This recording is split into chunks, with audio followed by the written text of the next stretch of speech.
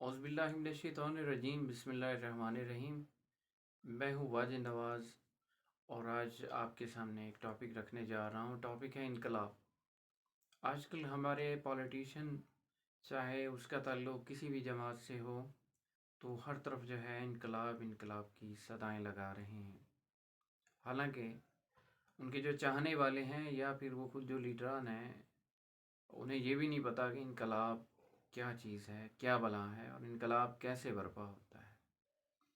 کیا ہمارے ان لیڈران یا ہماری قوم کے اندر اتنی شکت موجود ہے کہ ہم پاکستان کے اندر جو ہے کوئی انقلاب برپا کر سکیں؟ ترقی پذیر ممالک کا مسئلہ کیا ہے؟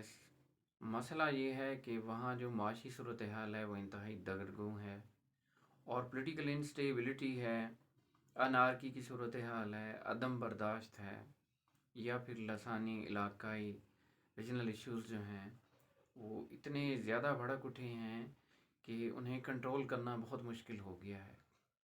پاکستان بھی ترقی پذیر ممالک میں شامل ہے۔ اگر موجودہ صورتحال کو دیکھا جائے تو پاکستان اس وقت جو ہے معاشی کرائسس کا شکار ہے۔ باوجود اس کے جو ہے ایک امیر طبقہ روز بروز امیر سے امیر تر ہوتا جا رہا ہے، جبکہ جو غریب طبقہ ہے وہ اب بھی قسم پرسی کی زندگی گزارنے پر مجبور ہے۔ اگر پاکستان کی آبادی کا تناسب یا ریشو نکالی جائے تو یقیناً آپ یہ جان کر حیران ہوں گے کہ 3/4 جو ہے پاکستان کے اندر آبادی ایسی ہے جو کہ غربت کی لائن سے بھی نیچے زندگی گزار رہی ہے۔ اب آپ لوگ یہ سوچ رہے ہوں گے کہ یہ جو پاورٹی لائن ہے یہ کیا ہوتی ہے، تو میں بتا دیتا ہوں۔ پاورٹی لائن یہ ہے کہ اگر آپ جو ہے ماہانہ 30,000 کما رہے ہیں اور آپ کی جو ایکسپنسز ہیں وہ 20,000 ہیں، تو پھر جو آپ ہیں وہ پاورٹی کی لائن سے اوپر زندگی بسر کر رہے ہیں۔ اگر آپ کی انکم 30,000 ہے اور آپ کے ایکسپنسز بھی 30,000 ہے تو آپ غربت کی لائن یعنی پاورٹی لائن پہ لائف گزار رہے ہیں۔ اگر آپ کی آمدن جو ہے وہ 10,000 ہے اور آپ کی جو ایکسپنسز ہیں وہ 30,000 ہیں، تو یقینی بات ہے آپ پاورٹی لائن سے نیچے زندگی گزار رہے ہیں، اور یہ کسی بھی انسان کے لیے جو ہے یہ بدتر زندگی ہوتی ہے۔ آج کے حالات میں دیکھیں تو ایک جو مزدور ہے وہ زیادہ سے زیادہ جو ہے 1000 ڈیلی جو ہے وہ کما رہا ہے۔ 1000 روزانہ میں وہ گھر کا سرکٹ کیسے چلا سکتا ہے؟ آپ کو پتہ ہے دالیں مہنگی ہیں، فروٹ مہنگے ہیں، سبزی مہنگی ہے، ادویات مہنگی ہیں، اس نے بچوں کو بھی پڑھانا ہے، اس نے بجلی کے بل بھی دینے ہیں، اس نے گیس کا بل بھی دینا ہے، پانی کا بل بھی دینا ہے، اس نے ٹرانسپورٹیشن کے ذریعے جہاں وہ مزدوری کر رہا ہے وہاں بھی جانا ہے، اس نے کھانا بھی ہے، بچوں کا پیٹ بھی پالنا ہے۔ تو 1000 روپے میں وہ کیا کرے؟ ہماری حکومتیں آتی ہیں ایک دوسرے کے خلاف چور چور کے نعرے لگاتی ہیں، اس کو پکڑ لو، ان کو پکڑ لو، فلاں کر لو، یہ کر لو، وہ کر لو۔ تو ہوتا کیا ہے، ابھی جو حالیہ گورنمنٹ کو سائیڈ لائن کیا گیا ہے، پی ٹی آئی کی گورنمنٹ نے کرپشن کے خلاف نعرہ لگایا، اور کافی جو پولیٹیشنز تھے، بیوروکریٹ تھے، ان کو اندر بھی کیا، لیکن کیا ہوا؟ حاصل کیا ہوا؟ کچھ بھی نہیں ہوا۔ حال یہ ہوا کہ ایک بڑے مشہور شاعر ہیں سرائکی کے، میاں والی کے، تو ان کی ایک نظم ہے چاچے دوسے کی بکری۔ تو ان کا جو حال ہے وہ چاچے دوسے کی بکری جیسا ہوا ہے۔ تو اتنی انکم نہیں ہوئی جتنی جو ہے وہ پتہ لگانے کے لیے ہم نے پیسے خرچ کر دیے۔ ہمارے حالات اتنے خراب ہو چکے ہیں، ہمارے سے مراد غریبوں کے حالات اتنے خراب ہو چکے ہیں کہ الامان الحفیظ۔ اب دیکھیں خزانہ خالی ہے، کوئی غریبوں کا سوچ ہی نہیں رہا۔ بے روزگاری اتنی بڑھ چکی ہے کہ لوگ جو ہے اسٹریٹ کرائم کرنے پہ مجبور ہو گئے ہیں۔ ہاں، اگر کوئی غریب جو ہے کوئی کرائم کرتا ہے تو پھر میڈیا بھی ان کی فیور میں آ جاتا ہے، بیوروکریسی بھی ان کی فیور میں آ جاتی ہے، قانون نافذ کرنے والے ادارے بھی انہیں بچانے کے لیے پوری تگ و دو کرتے ہیں، جبکہ ایک غریب جو کہ بھوکا ہے، اس کے بچے بھوک سے بلک رہے ہیں، تو وہ چھوٹی موٹی کوئی 100 50 150 1000 1500 کی چوری کر لیتا ہے تو انہیں جو ہے جیل میں کئی مہینوں تک سڑنا پڑتا ہے۔ پھر اس کے بیوی بچوں کا کیا حال ہوتا ہے؟ آخر یہ سسٹم کب ختم ہوگا؟ یہ ہے کیا؟ یہ عدم مساوات ہے۔ جب بھی کسی سوسائٹی کے اندر مساوات ختم ہو جاتی ہے، جسٹس سسٹم ختم ہو جاتا ہے، وہ سوسائٹی جو ہے تباہ ہو جاتی ہے۔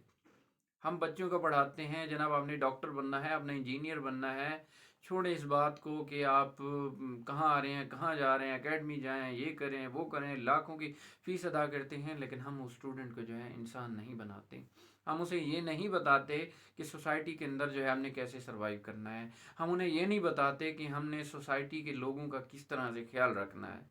اب صورتحال کیا ہے کہ فرسٹ ایئر میں کوئی بچہ ایڈمیشن لینے آتا ہے تو ان کے والدین کی خواہش ہوتی ہے کہ وہ جو ہے میڈیکل کے پری میڈیکل کے سبجیکٹ جو ہے وہ رکھیں. اسی طرح ہم جو ہے گریجویشن میں جاتے ہیں، ماسٹر ڈگری یا بی ایس میں جاتے ہیں تو والدین کی خواہش ہوتی ہے کہ ہمارا بچہ جو ہے ڈاکٹر بنے. دراصل جو ہے وہ انویسٹمنٹ کر رہے ہوتے ہیں. جب بچہ ڈاکٹر بن جاتا ہے پھر انہیں مجبور کیا جاتا ہے کہ آپ جو ہے زیادہ سے زیادہ مہنگی ادویات جو ہے وہ اس کا نسخہ بنا کر فروخت کریں، لوٹ پٹ کریں، آپ جو ہے وہ مریضوں کی چمڑی ادھیڑ دیں. ظاہری بات ہے جس نے اتنی انویسٹمنٹ لاکھوں روپے کی ہوتی ہے تو پھر وہ جو انویسٹمنٹ ہے وہ اپنی غریبوں سے ہی لوٹاتا ہے. لیکن جو بڑے کنٹریز ہیں، امریکہ ہے، انگلینڈ ہے، رشیا ہے یا دیگر جو بڑے ممالک ہیں جو کہ ترقی یافتہ ممالک ہیں، تو وہاں پہ جو ہے جو سوشل سبجیکٹس ہیں ان کو زیادہ پروموٹ کیا جاتا ہے. مثلا آئی آر ہے، پولیٹیکل سائنس ہے. تو اس طرح کے جو سبجیکٹ ہیں وہ کیوں پڑھائے جاتے ہیں؟ آپ کو پتہ ہے کہ ان کے اندر بھی ایک ہسٹری موجود ہے. جب ہم ویسٹرن پولیٹیکل سائنس پڑھتے ہیں تو ہمیں پتہ چلتا ہے کہ ہمارے جو مسلم مفکرین تھے، یہ جو ریاضی دان تھے، یہ جو کیمسٹری دان تھے، یہ بائیو یا دیگر جو بڑے بڑے سبجیکٹ ہیں، تو ان کی بانی تو ہم خود ہیں. ہم خود سے مراد ہمارے مسلم سائنٹسٹ ہیں. لیکن ہم نے کیا کیا؟ ان کو بالکل سائڈ لائن کر دیا، وہ اثاثہ ہم نے ختم کر دیا. ہم کیا ہے بچوں کو جو ہے وہ سائنس کی طرف دن بدن، میں سائنس کا مخالف نہیں ہوں، لیکن یہ ہے کہ ہمیں بچوں کو کم از کم اتنا تو پڑھانا چاہیے کہ وہ سوسائٹی کے اندر جو ہے رہنے والے لوگوں کے بارے میں انہیں پتہ ہو نہ انہیں پتہ ہو کہ پڑوس میں کیا ہو رہا ہے. نہیں پتہ. صبح اسکول جاتا ہے، کالج جاتا ہے، واپس اکیڈمی جاتا ہے اور رٹے سسٹم کے تحت جو ہے ساری رات پڑھتا رہتا ہے پڑھتا رہتا ہے پڑھتا رہتا ہے. اس سے کیا ہوتا ہے مینٹلی وہ فلوج ہو جاتا ہے. اسے یہ نہیں پتہ ہوتا سوسائٹی کے اندر کیا ہو رہا ہے. تو یہی تو ہماری بیسک جو ہے یہ ہرڈل ہے، یہی ہماری پریشانی ہے. یہی وجہ ہے کہ ساتھ والے بندے کو پتہ نہیں ہوتا کہ پڑوس میں کیا ہو رہا ہے. تو وہ کہتے ہیں نا کہ بڑا مشہور واقعہ ہے، کہا گیا حاکم وقت کو کہ یہ لوگ جو ہے احتجاج کر رہے ہیں. تو اس نے پوچھا جی یہ کیوں احتجاج کر رہے ہیں؟ بتایا گیا کہ یہ روٹی کے لیے جو ہے احتجاج کر رہے ہیں، یہ روٹی مانگ رہے ہیں، ان کو روٹی نہیں مل رہی. تو حاکم وقت کو کیا پتا روٹی جو ہے کیسے مل رہی ہے کیسے نہیں مل رہی. تو اس نے کہا انہیں کہیں ڈبل روٹی کھائیں. تو ہماری جو اپر سوسائٹی ہے، ہمارے جو ممی ڈیڈی لوگ ہیں، تو یہ جو غربت ہے یا جو عام لوگ ہیں ان سے بالکل کنارہ کش ہوتے جا رہے ہیں. تو اس کی وجہ سے جو ہے ہماری سوسائٹی بگاڑ کا باعث بن رہی ہے.